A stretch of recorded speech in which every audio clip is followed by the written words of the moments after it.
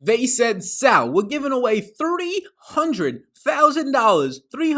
rooskies to first place to one person who plays this Draftkings Thursday Showdown. Do you want to make a video on it? I said, yeah, let's make a video on it. Let's educate the folks, the people, the good people out there, the podcast world, the good people out there and the YouTubers. So that's what I'm here to do, ladies, gentlemen, fellas. We're going to go through this Showdown Slate, Draftkings, SuperDraft. I got a bunch of projections up over on my other screen. You can get those down below on Patreon.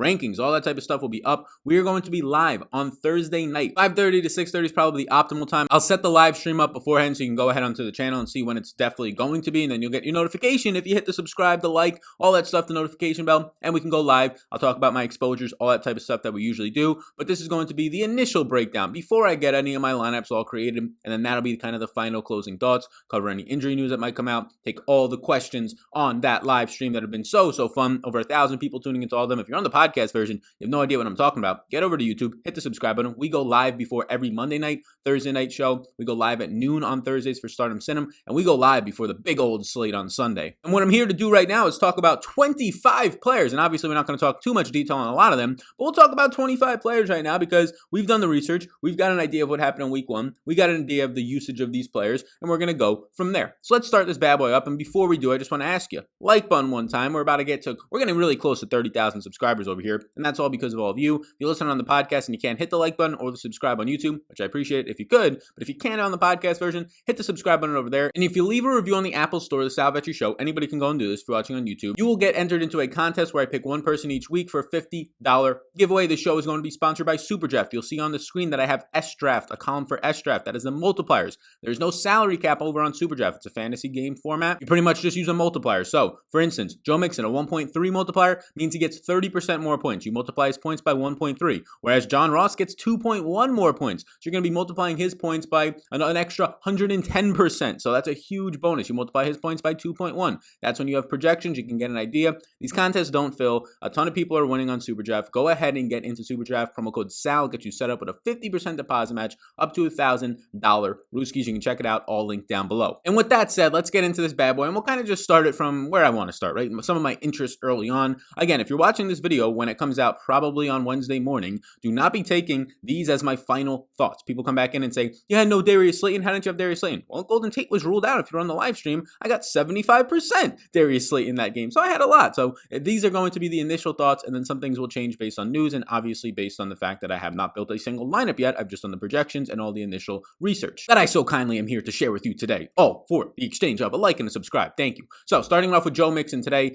Look, this is going to be a little bit difficult, at least from a week one perspective. Since he's O-line coming in, we knew it was bad. It was terrible last year, and that's exactly what happened in week one. They got no push for run blocking for Joe Mixon, who had 20 total touches and 19 carries in week one. He only ran 17 routes to Giovanni Bernard's 11 routes after signing this huge contract. We're hoping that that goes up a little bit more. He had one carry of 10 plus yards, but the good news is that he had 19 carries to Giovanni Bernard's one carry. Giovanni Bernard only had a little bit more activity in the receiving game, but Joe Mixon still did run more routes. We just hope it's a wider disparity of routes run, and then that leads to more targets, whereas Giovanni Bernard out-targeted him by a decent amount. But the issue in this matchup that I see is that, yeah, Jonah Williams is back for Cincinnati, but their O-line continues to not look great. Now, I'm not worried for the entire season, but for this specific matchup, where after 1 week in the league, the best run defense, according to pressure rates and according to how much they were in the backfield, is Cleveland. Cleveland got destroyed in week one by the Baltimore Ravens and Lamar Jackson, but they actually held up when it came to the ground game on a per-touch basis in a very good way. So the defensive line push here is actually going to be a huge issue for Cincinnati, which leaves me with some question marks, but also leads me to believe that you're going to see Joe Mixon in a game last week where he got 20 touches in a neutral game script when they're trailing. And they're 4-point underdogs in this one, but I'm expecting a little bit more routes run here.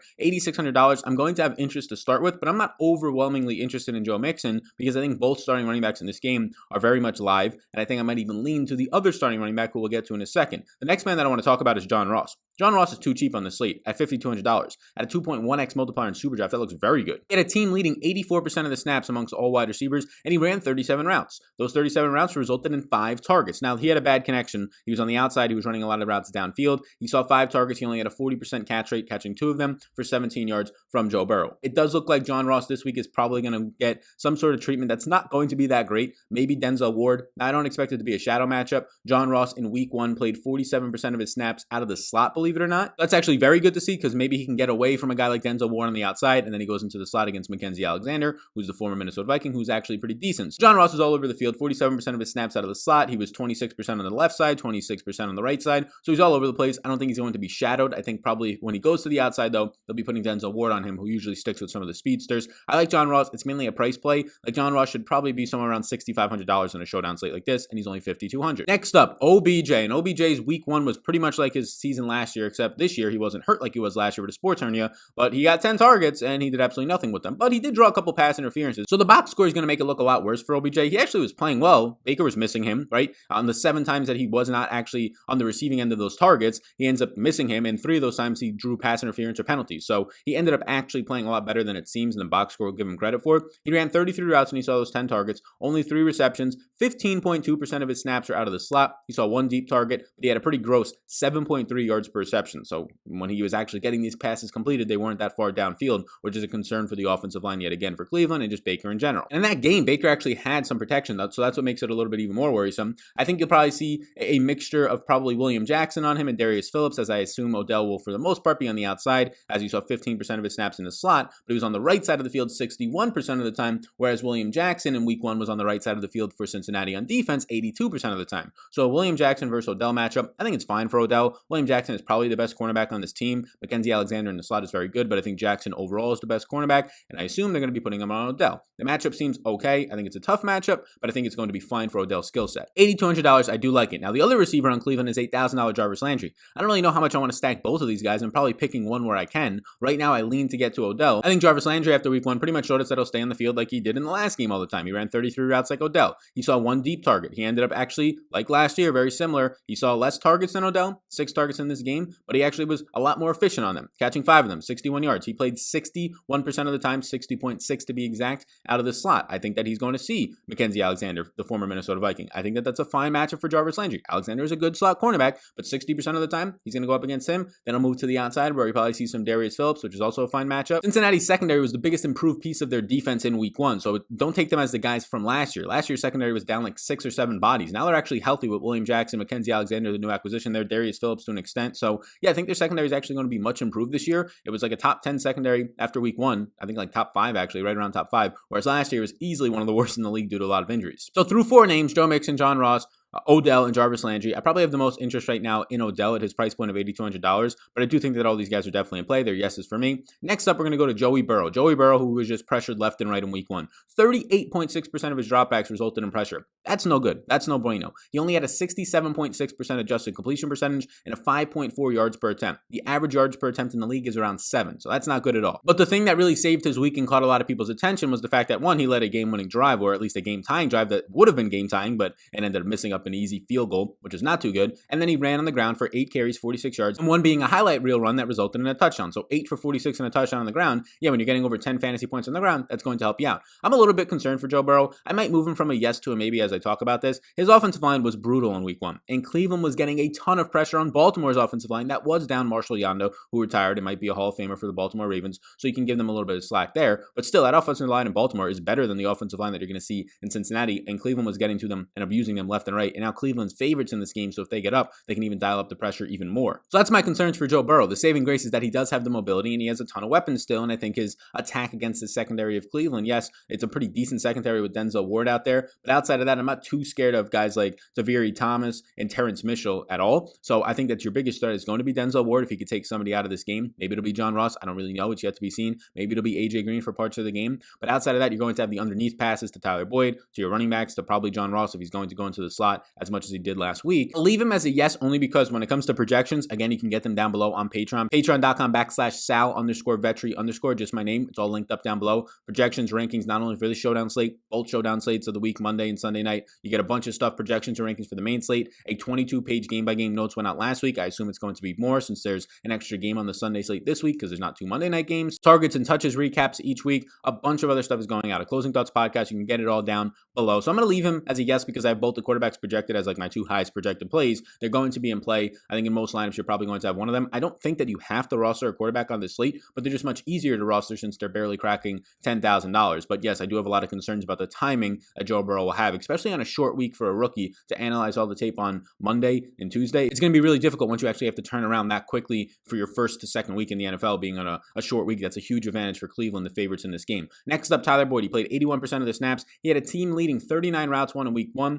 but he ended up having a really tough matchup against Chris Harris Jr., the former Denver Bronco and the new Los Angeles Chargers. So tough spot for Tyler Boyd. It resulted in 5 targets, which is good to see out of the slot. He played 82% of his snaps out of the slot, but 4 receptions for 33 yards. I think Tyler Boyd has a really nice matchup this week against, I believe it's pronounced Tavir. If I'm pronouncing that wrong, I apologize, but Tavir Thomas, he played over 90% of his snaps on defense in the slot, and you had Tyler Boyd last week playing 82% of his snaps out of the slot. So Tyler Boyd at $7,000, in my opinion, is probably a better play than Landry. Easier matchup, probably going to see more targets overall, probably going to have to see quicker targets with the line of Cincinnati being an issue for opening up things deep downfield, which is why right now that I think Tyler Boyd is probably my favorite Cincinnati Bengal, and a lot of people are down on him after week 1, him being a disappointment, but that was just a tough matchup, and he still saw the volume. Now we go to Baker Mayfield, quarterback for Cleveland, 66.7% adjusted completion percentage week 1, not good, and he was only pressured on 28% of his dropbacks. That's not that bad. I mean, it's not ideal, but it's not that bad considering that 40% of Joe Burrow's dropbacks were pretty much pressured in week 1. He threw 3 deep passes on 39 attempts, which is decent to see, but a very, very gross 4.5 yards per attempt. That is absolutely atrocious. I mean, Joe Burrow's was 5.4, and that was bad.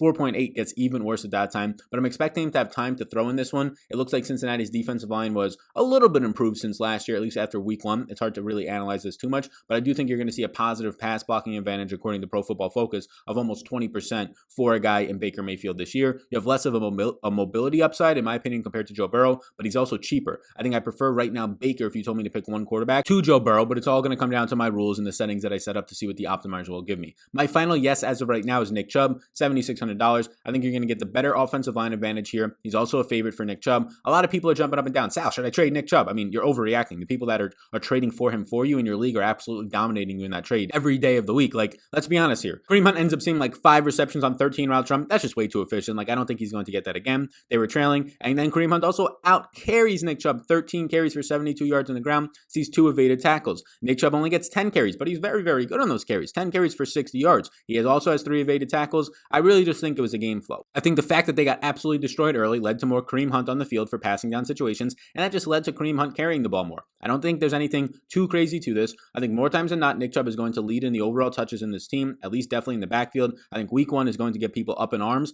and I think in your season-long leagues, you should be trading for Nick Chubb right now, not trading him away, because his overall price tag and the owner's abilities and the confidence that they have in Nick Chubb right now on their team is just absolutely flying downward. But we know Kareem Hunt is the pass-catching back, and it was a game flow situation where they were just trailing by a ton, so just get Kareem Hunt on the field. Maybe they didn't really care that much. They don't want Nick Chubb out there, who was having concussion issues not even more than right around 2 weeks ago. He was having concussion issues, so you're getting killed by 20-plus points. Why are you leaving this guy out there who had concussion scares literally 2 weeks ago, and he was waiting to get cleared up until like 10 days ago? So I like Nick Chubb here. I think Kareem Hunt is definitely in play at his price point as well, but Kareem Hunt's priced up. Nick Chubb, in my opinion, is at a fair price point, $1,000 cheaper than Joe Mixon. Yes, Joe Mixon might have a better overall pass-catching role since he doesn't have a threat like Kareem Hunt behind him, but Joe Mixon does not have a better overall on-the-ground role, in my opinion. I think Mixon, more times than not, probably sees 15, 16 touches on the ground in this game. I think Nick Chubb, more times than not, probably sees 15 or 16 touches on the ground in this game. For me, they should probably only be like a $400 difference, and Nick Chubb is the favorite for $1,000 less. I lean to Nick Chubb over Joe Mixon. Doesn't mean you can't have both of them. Doesn't mean I don't like both of them. Those are all the guys that I like. After that, AJ Green is where we start to get into my maybes, and obviously I'll start to get into more pieces on the Thursday live stream once I actually make my